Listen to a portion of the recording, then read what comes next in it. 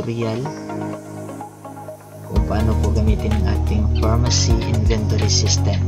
Ang ating pharmacy inventory system ay requested po ito ng Health Wealth, your hometown pharmacy ng Bagong Bayan, Sultan Kudarat po. Makikita po sila sa National Highway po, sa gilid po ng National Highway ng Bagong Bayan, Sultan Kudarat. Itong pharmacy inventory system po natin ay gawa po siya sa Microsoft Access, ang pinakamadaling software. Pwede po kahit hindi programmer, pwede po siyang mag-backup ng sarili niya lang po. Transferable din po ito, portable, pwede din pong i-copy through USB or send through email, send through messenger, kaya niya din po. So sa pagsisimula po natin, ito po ang ating user login. So mayroon po tayong dito default na username at saka password. Okay, sa pag-login po, gamitin po natin yung username. Yan. Saka password din po. Yan. Saka click lang po natin itong proceed. Okay, dito po sa menu, so makita po natin kung ano po ang kanyang features, gaya na po ng receiving, inventory, at saka sales and cashiering. Dito po sa receiving, ito po yung mga item na pinurchase ng may-ari ng isang pharmacy, gaya po ni Health Wealth. Makita po dito, kasi ito po empty po to, wala pa tong laman. So dito po niya i-entry yung mga item na purchase niya.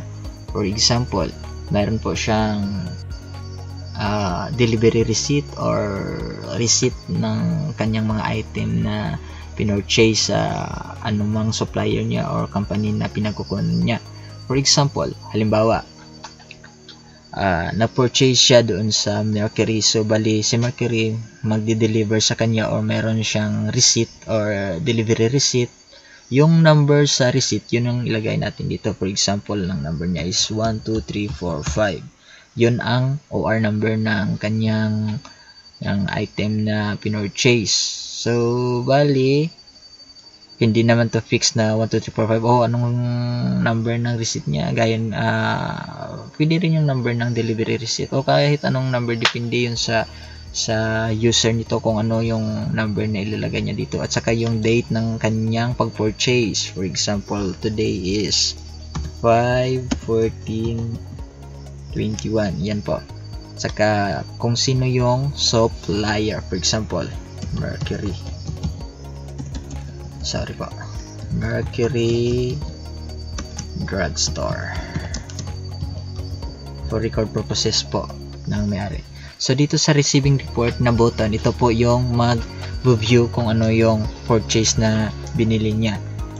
So ito po, gaya po nito. Sorry po, nag-error po. Totally error po kasi ito, kasi wala pa pong laman yung ating purchase na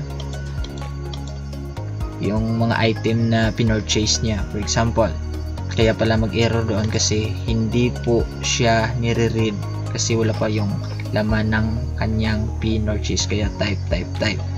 Okay, for example, nag-purchase siya, yung receipt niya na i-entry kasi nakasintro naman po dito kay Mercury Drugstore. Meron po siyang binili, for example, na for example 10.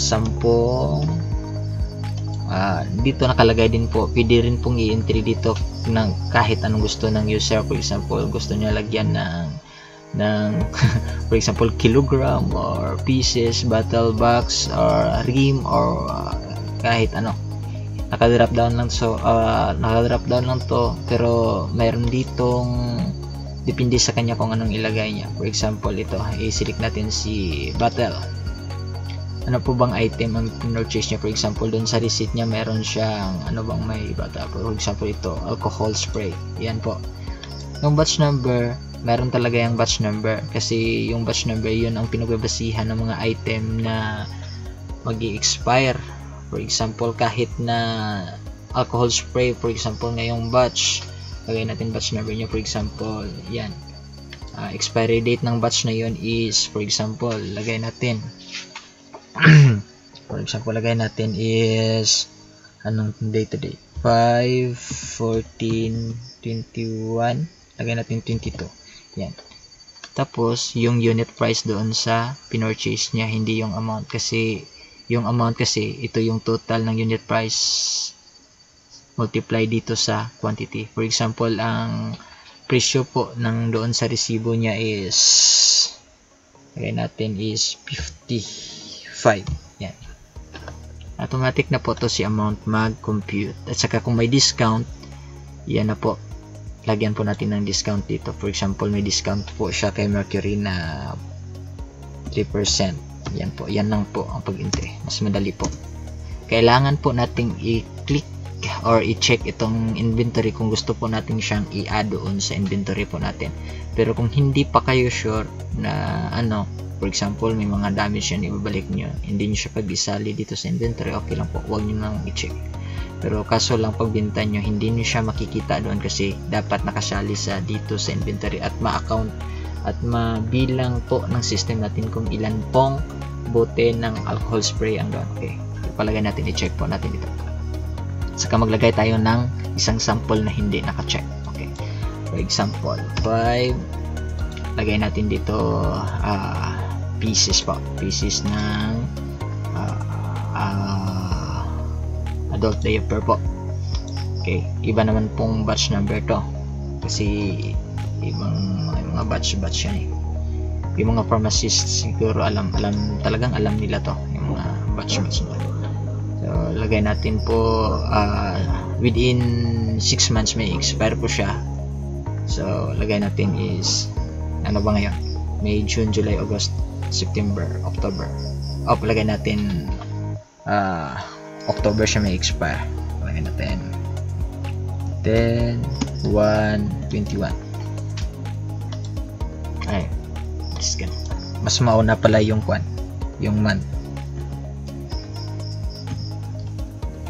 Yung day po. Sorry, day po palang mauna. Palagay po natin the price is 20. Adult diaper, murang-mura, tag 20 lang po. Ayan, automatic naka-compute siya. Kung hindi po natin lagyan discount dito, automatic kung ano ang amount po dito, yun po talaga ang total amount. 5 pieces. Yan po. Amount is unit price times ito po quantity, then itong amount. Kung lagyan po natin ito ng discount, for example lagyan natin ng 0.02, yan po, magdi-discount automatic yan po. Automatic mag 98 na lang po siya kasi naka-discount na po ng 2%. Kung hindi po natin lagyan ng discount, 0 na lang, then 100 po. Ayan, sample po. Hindi po ito nakasali po sa ating inventory. Okay, refresh lang po natin. And then, kung sakaling dito po sa drop down natin, hindi natin siya nakikita yung item. For example, wala po siya dito. Dito lang po tayo magpunta sa new item. Dito po nakalist lahat po ng item. So, for example, mayroon po kayong binili na hindi nyo pa po dito na ipasok. Lagay lang po kayo dito. Dito po sa nakakulay yellow na may sun. Ito po, yan. Add lang po natin dito yung mga item na hindi pa natin naipasok sa ating system. So, kasi po dito talagang i-read niya lang po dito yung mga item na naipasok mo na doon sa list ng item mo dito sa new item. Lahat po ng item na nandito dyan lang po siya kukuha. So, dapat kung hindi nyo siya nakita dito, mag-a-add na lang po kayo dito sa new item. Dito po sa new item. Okay. Balik po tayo sa receiving entry and reports. Ito po, paano po kung may additional pa po na supplier? Dito rin po, i-click lang po natin itong new. Dito lang po tayo magdagdag ng reference, same din as gaya ng ginawa natin dito kay Mercury Drugstore. Ito po, mag-a-add lang po tayo dito ng bagong supplier. For example, yung delivery receipt niya is number is ganito po, and then same day po. For example, depende din po sa inyo po kung kailan nyo po binili yan o anong pizza yan. Walang problema kahit magkabaliktad-baliktad lang din po yan. Okay lang po. Walang problema po. At saka palagay natin si Rojo. Yun lang kasi mga pharmacy na malalaki na kilala ko. Baka may kakilala kayong mga pharmacy na talagang gumagawa talaga ng gamot, yung mga factory, generic man or branded. Sa inyo na po yan. Region pharmacy. Tama ba? Okay, pharmacy. Yun po. Pag enter po natin dyan, ayan, dito po, i-click natin po dito muna or kahit saan. Ito, si Rojon wala pong laman. Pag click po natin si Mercury, ito po yung binili natin kay Mercury. Kung kay Rojon naman po, ito, mag-i-entry pa po tayo. So bali dito hindi pa po tayo dito maka-add ng selling regular price nyo po. Doon po tayo sa kabila sa inventory po tayo mag-add mamaya. Okay, dito po kay Rojon, for example, nagbili po tayo ng 12 pieces. Pwede man din po dito, for example, ano pa po bang ibang mga unit on measure na alam natin ba? A carton, can, or whatever.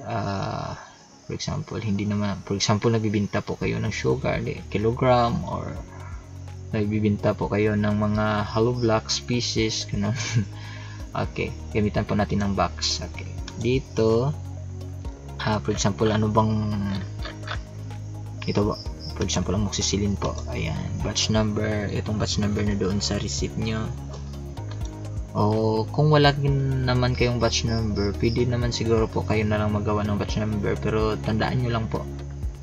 O kaya i-note nyo na lang po sa receipt ninyo. Okay, dito sa expiring date, palagay natin, sample lang po to ha, palagay lang po to. Wala po kasi ako mga receipt na mga delivery receipt ng mga pharmacy. Baka sa susunod kung makapatayo ako ng sarili kong pharmacy. Okay, expiring date is, for example, amoxicillin is 1/1/22. Yan. Kano ba presyo ng amoxicillin ng pad? Palagay natin 10 tag 10. Okay, 100 for example, 100. Yan. Yan na lahat. Automatic 1 to.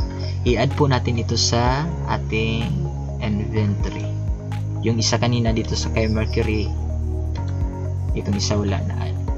Okay, ito na sa item, pwede rin tayo magdagdag dito. Ulit ko po, magdagdag dito sa description nyo, kayo na lang po dito kasi merong mga gamot na branded at saka generic, kaya lagay nyo na lang. For example, ito si zinc sulfate 60 ml, mayroon bang generic, lagay nyo na lang sa punta generic. Dito sa punta, or dito rin lagay nyo na lang sa punta nya na sa dulo, sa punta, or sa dulo, punta kasi Ilonggo, dulo kasi Tagalog, lagay nyo lang dito sa dulo ang description nyo po, kayo na bahala, generic man siya or branded or fake or whatever.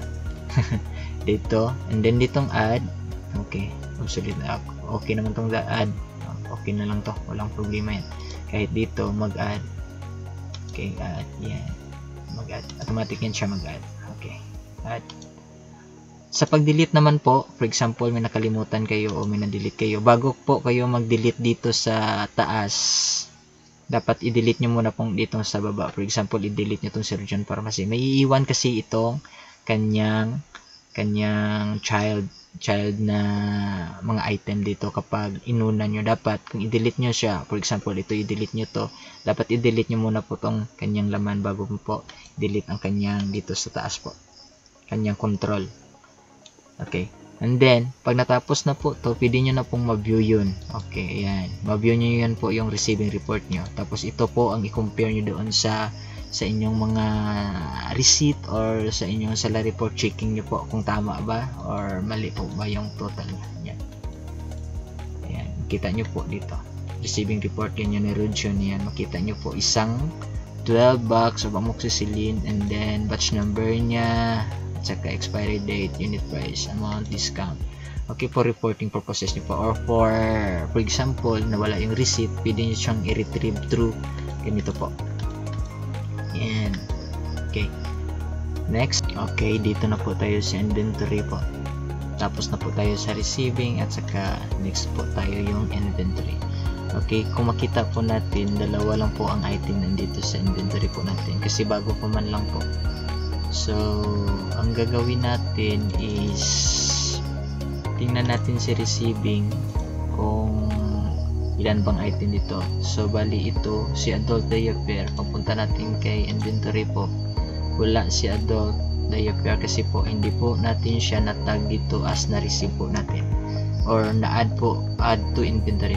Kaya kailangan po natin i-check to, then i-refresh po natin, then punta po tayo dito sa monitoring and pricing. Okay, yan po. Ayan po si adult diaper kasi sabi ko po within 6 months po may expire na po siya. Kasi May tayo ngayon, May, June, July, August, September, October. Okay, sa October 5 months pa lang siya. So kaya nag-red siya kasi nakaset po dito na pag mag-red incoming mag-i-expire na po siya. So pag nag-red dito, talagang makita po natin dito sa monitoring of expiration po si adult diaper. Ayan, siya lang po kasi yung mga red, for example maka-red po dito lahat.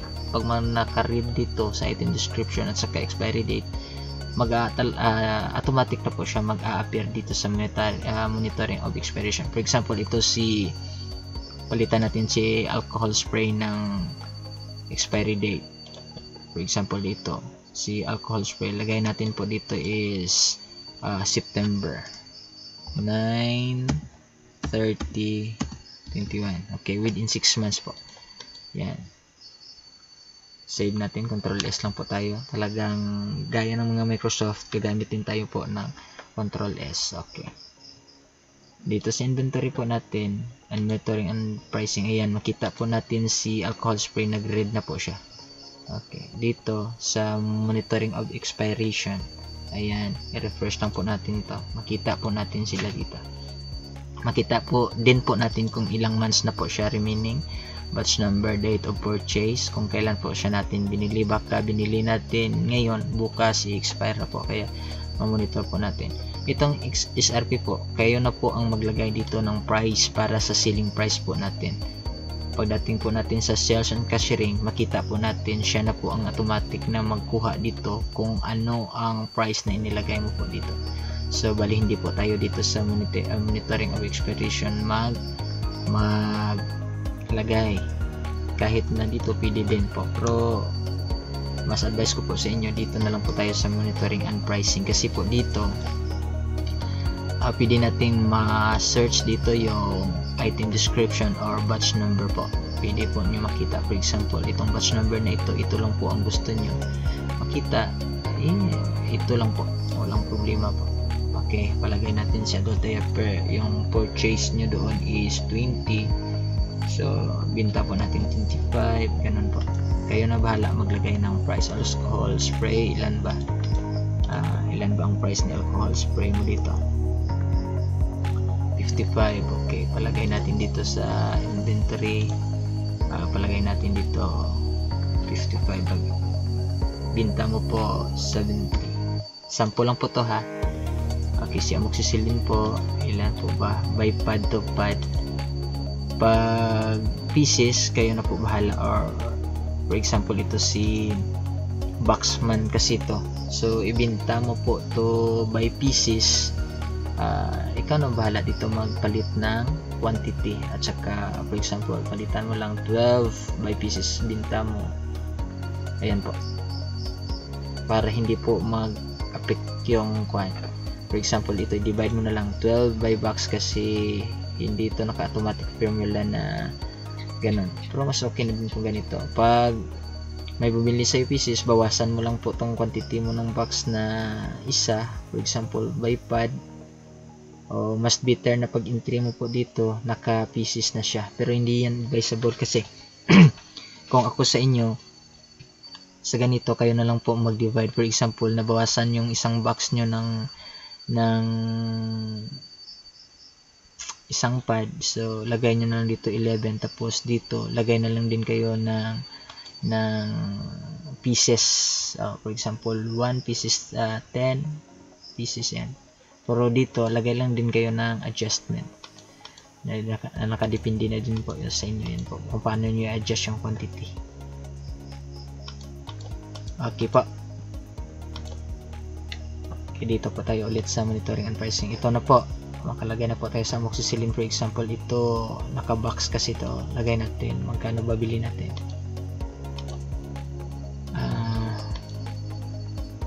100. Okay, lagay natin dito is 150 or 120.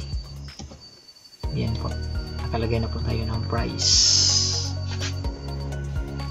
Okay na, dito na tayo sa inventory. Okay na po. Then ditong quantity sold, ito po yung kina-count ng count po ng system kung paano po siya binibilang niya po yung mga naibenta natin mga gamot, may adult diaper, alcohol spray, or siyang susulin pag ibenta natin yan mamaya. Okay, pero malapit ito may expire tong dalawa kasi naka-red na. Yan, receiving. Sa receiving okay naman po tayo dyan. Okay, punta po tayo sa sales and cashiering. Then dito po nakasali yung report. Okay, pag mag-close, ito yung pong naka-red. Itong red lang po. Yan, pag-close po natin na. Okay, yan po ang menu natin. Oh, ganda ng logo ni Ma'am Joanne. Okay, dito po tayo sa cashiering. Sa cashiering po, ito po ang features ng ating cashiering. So, wala pa tayong transactions. Ay, ito po. Hindi natin ito na-delete. For example, tingnan natin po ito. Wala. Okay, hindi po na-delete natin yung mga transaction ito. Okay, assuming po delete natin ito. Assuming wala pa po tayong transaction. Pag mag-delete po, paki-click lang din press delete or right click lang po natin sa cut. Okay, yan. Pwede rin po. Okay, cut. Okay. Yan po, for example, assuming wala pa tayong customer, bago pa lang po. Then, ang gawin natin dito sa new transaction po tayo. Ito, ready naman to. Kung transaction or mag-refresh, okay lang. Walang problema. Mag-add tayo ng customer, so bali wala tayong drop down. Pwede rin po nating i-input, for example, kung kilala nyo yung customer, kung hindi naman, walk-in na lang po tayo. Depende po sa inyo kung anong tawag nyo o sa inyo po. Then after that, dito po tayo sa quantity.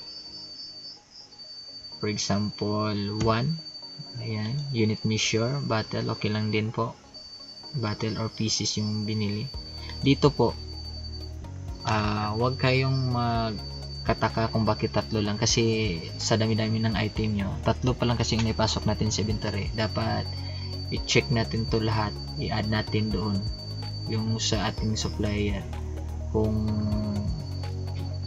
ano bang mga item na meron. Hindi ito naka-base doon sa list ng item niyo, kaya naka-base ito doon sa pinurchase nyo po na item. Tanong, paano sir kung halimbawa tanong po, ano po ba, tanong po, ano po ba itong number na ito? Po yung number ng binili nating yung batch number po ito, at saka ito ang expiration date po. So kung mayroong ibang adult diaper po kayong batch na binili, masasali din po siya dito kasi iba-iba silang batch number. Ayan po. Ayan po. For example, ayan, automatic na po yung price. Saka total amount kasi isa lang po yung binili. Kung dalawang binili niya, palagay natin, yan. Ayan, 50 na po siya. Okay, kung may discount, wala din po. Walang naka-appear dito kasi hindi pa natin na-enter lang po natin. Yan, automatic po siya mag-total dito. Yan. Paano kung yan na bibilihin niya, tapos magbabayad na po siya? Lagay lang po tayo dito sa cash receipt. Yan. Magsisara yun po dyan. Okay, for example 50 yan, dalawa, lagay lang po natin dito ng 50 din po. For example, pera niya 50 din. 50. Ayan. Yan na po. Kung for example may binili po siya, click lang po tayo ng refresh para mag-add po. Yan, pwede din po tayo dito mag-add. For example, isa dito, 1 bottle, yan, pieces, ano po ba, alcohol spray, yan, 70. Kung lagyan natin dito ng discount, for example 0.3%, pwede din po, ayan, automatic po yan, mag 67 po. Ayan. So bali sa 117 po, negative tayo na 67 kasi kulang bayad niya. Dapat magbayad siya ulit. So 118. Ayan. Enter lang po. So may change po tayo na 10 pesos. Okay. Yan po. And then sa receipt, ito po.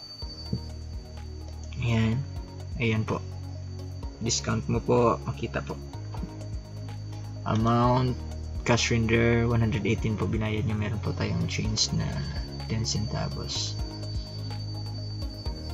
Okay, sa verify po ng price, yung tatlo kanina, ito makita po natin kung ilan ang nabenta, ilan na lang ang balance, at saka magkano ang price. Dito po ang price is RP. Okay, pag may binta, magtanong si customer magkano po ang amoxicillin na 125 mg.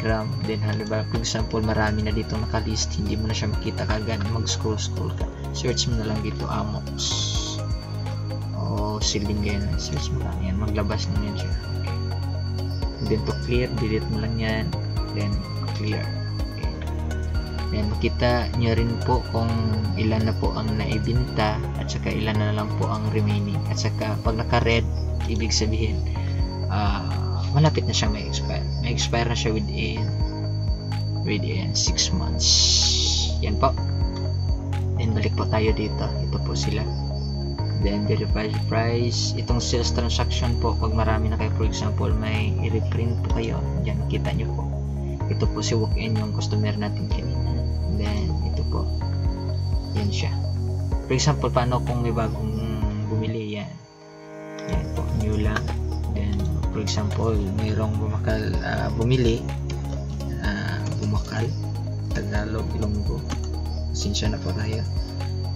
Dito po, yan, for example, yan, pugi na yan, bibili po.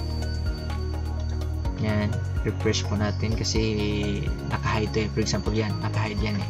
Hindi tayo dyan maka-add. Dapat kung naka-hide yan, yung dito, i-refresh lang po natin. Yan, for example, bibili po si Jongjong na box, amoxicillin, isang box lang yan, 120. Lagyan natin yung ng discount, for example 0.3, kasi yan lang po ang pinakamataas na ibigay ni ma'am eh.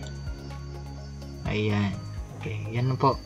Enter lang po natin para malaman natin yung total. Ayan, 120, 116. So pera, for example, ni Jongjong is 120. Ilan kaya ang change niya? Ayan, may 3, okay, 4 po, 4 pesos po.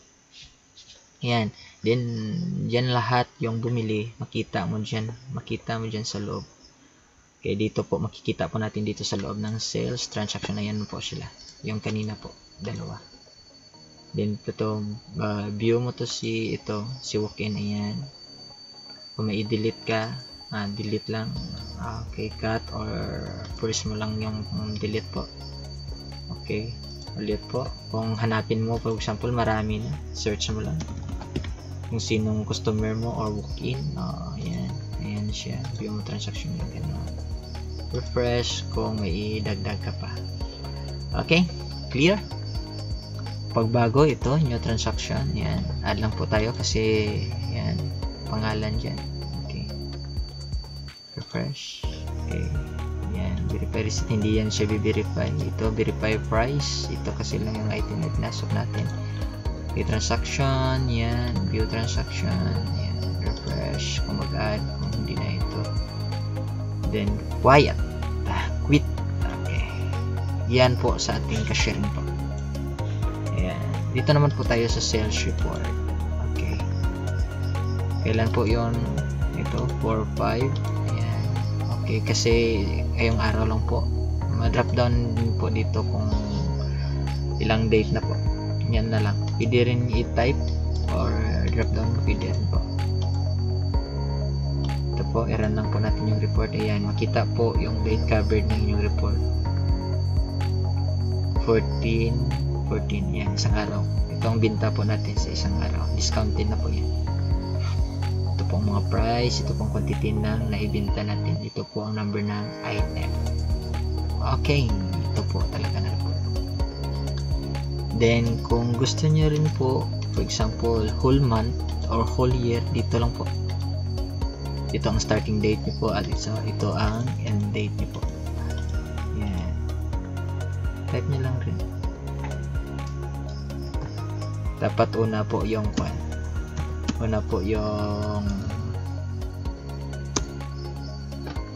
day. Yan po, una po ang day. Okay, so far yun lang po sa ating sales and cashiering. Okay, dito po tayo ulit sa receiving. Yan, kung wala po dito, doon lang po tayo magdagdag sa new item po. Yan, yan na, nakalist naman po dito, binigay naman po ni ma'am to dito lahat eh. Ayan po. So kung wala, mag-add lang po tayo doon at saka dito po. Saka ito po ang receiving report, makita nyo rin po dyan. Okay, huwag niyong kalimutan guys, pag meron po kayong complain or ano, handa naman po ako anytime naman po. Chat nyo lang po. Kasi hindi naman po tayo perfect na ano eh. Gusto lang po natin makatulong din sa business niya. Naging partner din tayo ng business. Ay, pa-shoutout pala sa sa mga kagrupo ko po sa Digitech Support and Services ng Bagumbayan at saka Bagumbayan ICT. Si Bro Atana Pusaga po at saka si Sid Gabriel or GR. Maraming salamat po sa inyo. Okay, ito po. So, bali wala naman po tayong nakalimutan. Kung may nakalimutan po tayo, paki-chat na lang po. Paki-message na lang po sa aking FB page, Cajun Alia.